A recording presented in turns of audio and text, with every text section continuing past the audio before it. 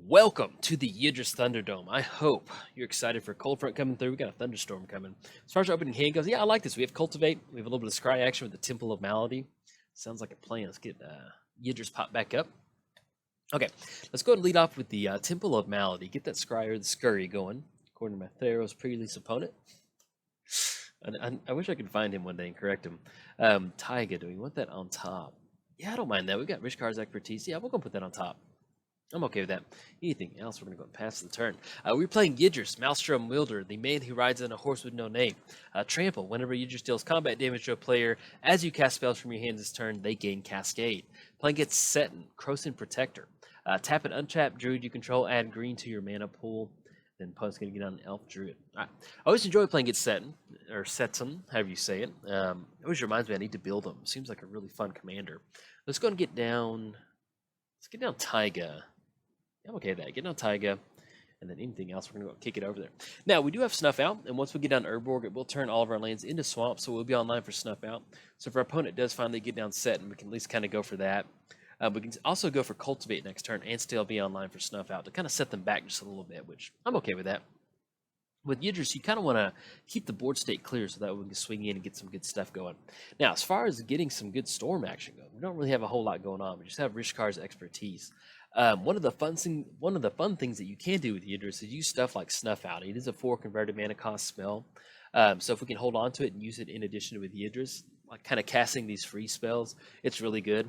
It's also why, if you've seen some of my earlier Yidris videos from like a long time ago, they used to be real heavy storm based. And I kind of tweaked the deck just a little bit. It's not like that anymore. Let's go and get down Urborg. Let's go and go for Cultivate. That's what we're going to go for. Yeah, let's go and do that. Let's go for Cultivate. Get some blue mana onto the battlefield.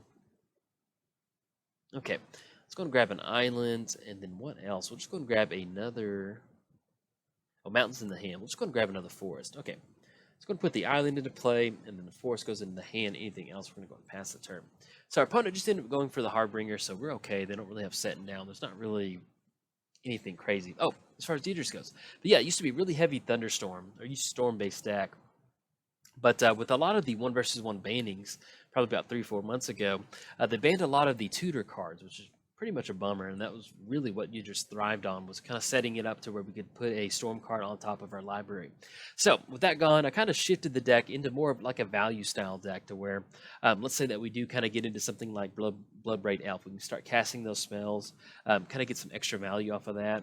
And we can also go for stuff like Snuff Out, where you're casting those free spells. And we're also really heavily utilizing Delve spells. That kind of allows us to cast high converted mana cost spells for really cheap. All right, now opponent does have priests down onto the battlefield. They've got 1, 2. They have a lot of elves too. That's a lot of mana. We can still go and hold on to Snuff Out at this point right now. Yeah, let's go and do that. Let's go and get down Yidris. I like that. So we're looking at black, blue. That's going to be red and green. Now here's the thing. Do we want to go for Snuff Out on priest? That's going to be 4 mana they can tap out for. Let's go and get the mountain down. They've got 3 cards in hand. Do we want to hold on to Snuff Out that bad? Now, we do have Trample. Let's do it. Let's go and hold on. Yeah, we'll go and pass the turn with an open priest. I'm okay with that. I'm going to hold on to Snuff Out simply just because we want to swing in. Let's say that our opponent kind of chumps lock with a bunch of little creatures.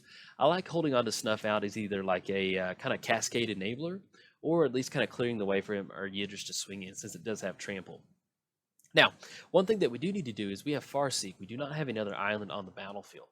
So if we want to go for something like Gush, we need to have 2 islands on the battlefield. And so we kind of get into spots where if we want to go for like some sort of Cascade action off Yidris, we can actually go Farseek, get that island onto the battlefield, and then go for that. Kind of get that Cascade going. See, the opponent's going to go, ooh, Kamal. What's up, buddy? Opponent's going to do down Kamal, get the Evolve trigger on Gyre Sage. And they will be online for Mosswort Bridge. It's going to be 1, 2, 3, 4, 5, 6, 7, 8, 9, 10. See what they're tapping out for. It's going to be 1, 2. All right, opponent's going to get down their actual commander itself. Okay. Now, yeah, let's go and do that. Let's go and swing in with Yidris. If they block with Kamal, then we can go for Snuff Out, and then we'll kind of do some stuff next turn. Yeah, I like that. Tendrils of Agony. Okay, let's go and get the force down. Let's go and push in with Yidris first. So we just need to get that combat damage. Just need to push in at least 1 combat damage, and we'll be good. And if they don't block, I'll take that in a heartbeat.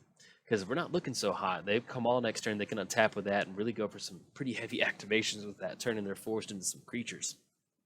So we'll see if they actually want to block on this one or not. All right, we're going to be able to push in for 5. I'll take that. Okay, get that Cascade damage going. And let's go and do this. Let's go for... If we go for Farseek, we have a couple spells that are 1 or less. Yeah, let's go and go for Farseek. It's going to be green and then the swamp. Get the Cascade ability off Farseek. We'll see what we hit off this one. See if maybe we can hit Thought Scour. Yeah, I'm okay with that. We're going to choose us. Put 2 cards into the bin, and then we'll draw a card off the Thought Scour. Draw into Underground Sea. Let's go and get another island on the battlefield. Let's go and put that Watery Grave. Yeah, I like that. Not going to pay 2 life. Comes into play tapped. Let's go and go for... Let's go for Snuff Out on Kamal. Paying 4 life. Cascade, see, we can kind of cascade into that. Chromatic Lantern, yeah, we'll go and cast that. We've got a good storm count going.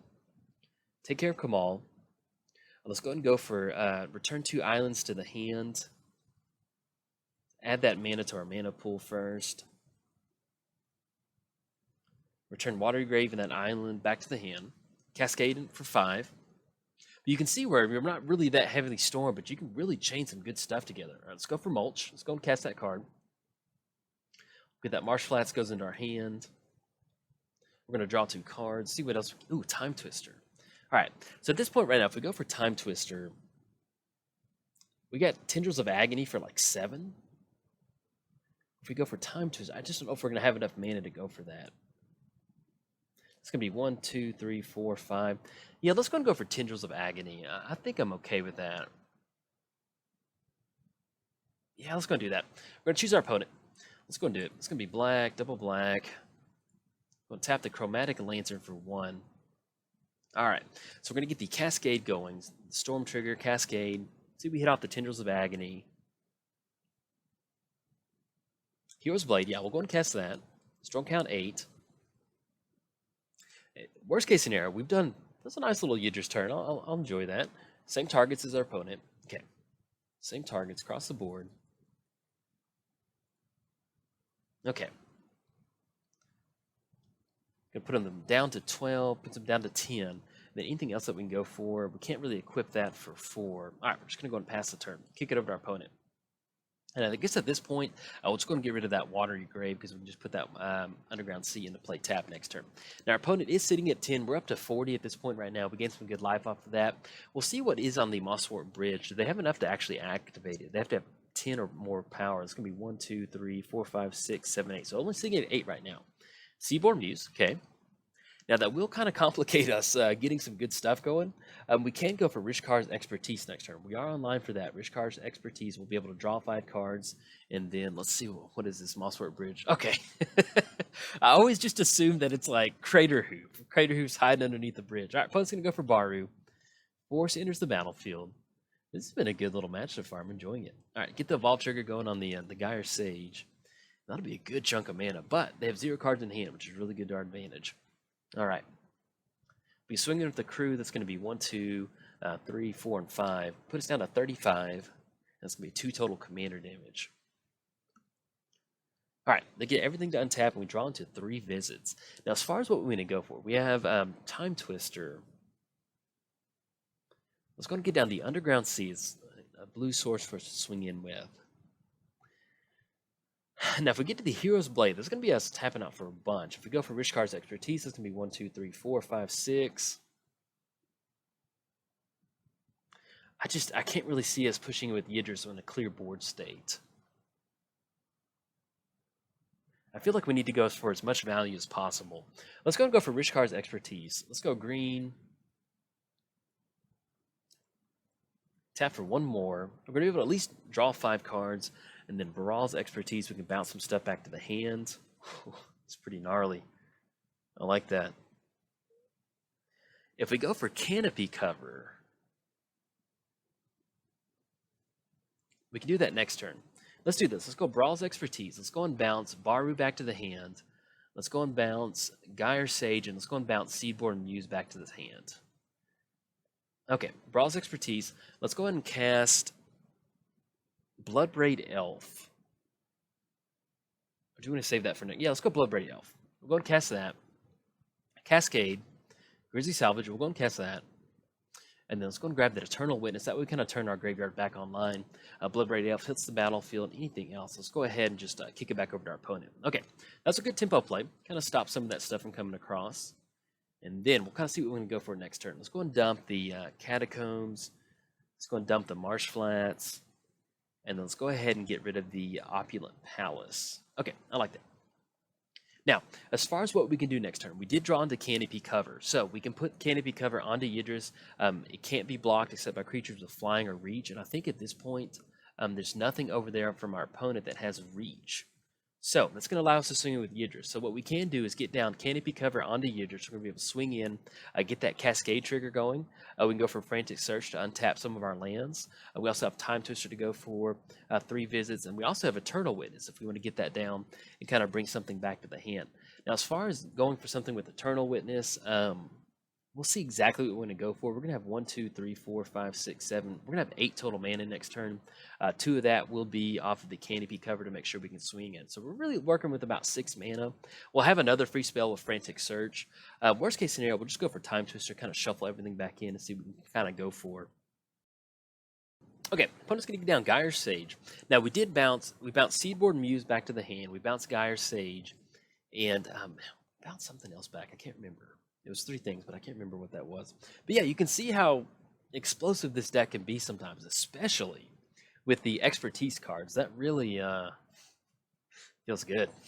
Feels like you're playing Zoo in Modern, and you just get to do some really busted stuff, and you're like, oh, I love it. Kind of have that evil laugh going. All right, opponents get down 4 mana. Let's see what they're going to tap out for this one. Green creatures you control get +1/+1, little elf druid. Now, if they're going to swing in, that's going to be 2, 4. It's going to be 7, 9. Not going to swing in with that. Okay, so we're really looking at about 7 if they wanted to come across. Oh, Baru, that was the last one that they got down. All right, get the Evolve trigger on the Gyre's Sage. Now, as far as what we can do next turn, what we may want to do is go for that Time Twister, kind of shuffle some stuff back in. See if we can't. We do have Temporal Trespass in here, so if we can somehow draw into Temporal Trespass or kind of get that going, allow us to take an additional turn. That'll be one way that we can kind of get some stuff moving. All right, see what we draw into that Volcanic Island. In fact, let's go and get that down. Let's go for the Canopy Cover on Yidris. Let's go green and red. And then, yeah, let's go and push it in with Yidris. We don't have a way to give it double strike at this point right now. Let's go and swing it for 5. Yeah, okay. Swing it for 5. That'll be 5 total commander. I mean, it'll be 10 total commander damage. Put them down to 5. Yeah, I think we need to go for... We need to go for Time Twister, kind of shuffle some of that stuff back into the bin and see what we can kind of go for. Make sure I don't miss anything. I don't think they have any creatures with reach over there. Nope. Seedborn Muse untapped. Creature you control get +1/+1, and their opponent has Baru out there. Okay. Either way, it's been a really fun match. I've enjoyed it.